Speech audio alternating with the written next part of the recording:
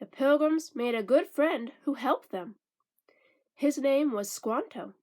Squanto was one of the people who had lived near Plymouth years before the white men came. He taught the Pilgrims everything about the land he knew so well. He took the Pilgrims to the rivers and showed them where the fish swam, and the best ways to catch them. He took the Pilgrims to the forest and showed them where to find the deer and turkey, and how to hunt them. He showed the Pilgrims where the wild plants grew, the ones that were good to eat and the ones that were good for making medicines. And he showed the Pilgrims the best way to plant corn.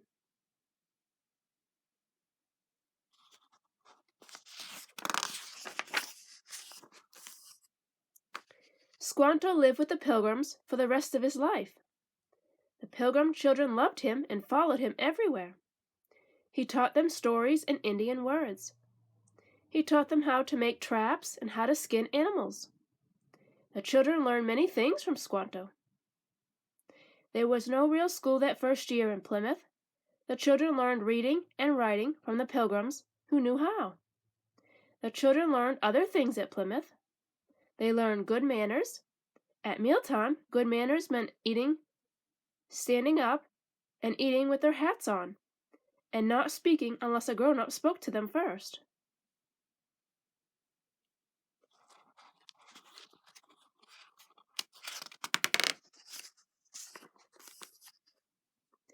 The Pilgrim children learned to work hard, just as hard as the grown-ups.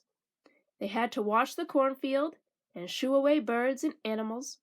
They had to make the big roasts and turkeys. They sat near the hot fire and turned the stick that turned the roast. That job took most of the day. They had other special jobs too. They had to make mattresses for sleeping. They stuffed pine needles or rags or feathers into big bags. They walked miles to gather grasses for the roofs of the houses. They dug clams out of the mud and picked black mussels from the rocks in the water.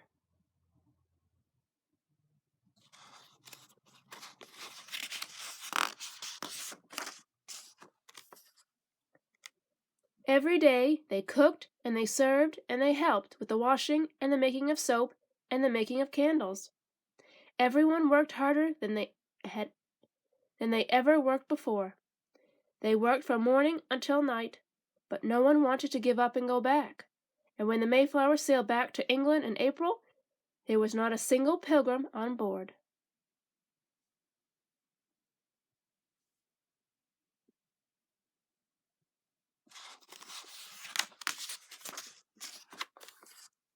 Summer.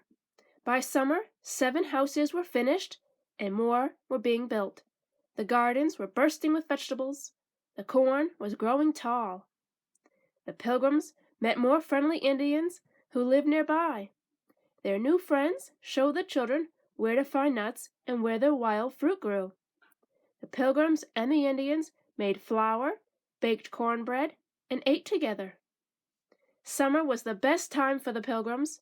There was plenty for all to eat, and there would be plenty when winter came. No one would go hungry. The Pilgrims wanted to celebrate.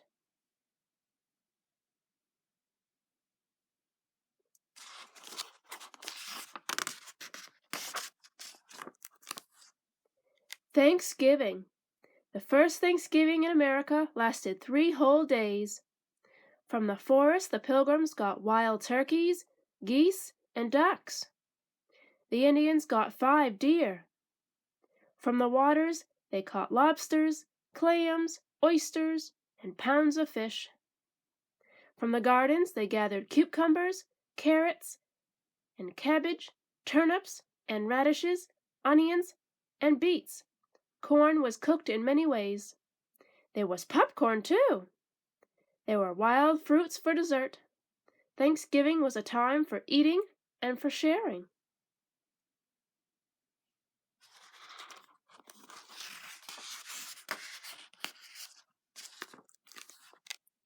After the Pilgrims took part, so did their Indian friends. 90 Indians came. There were more Indians than Pilgrims. The men and the boys played games and had jumping and running and racing contests.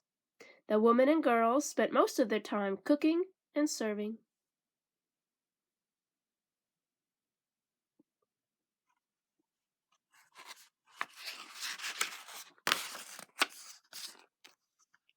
The Pilgrims had so much to be thankful for.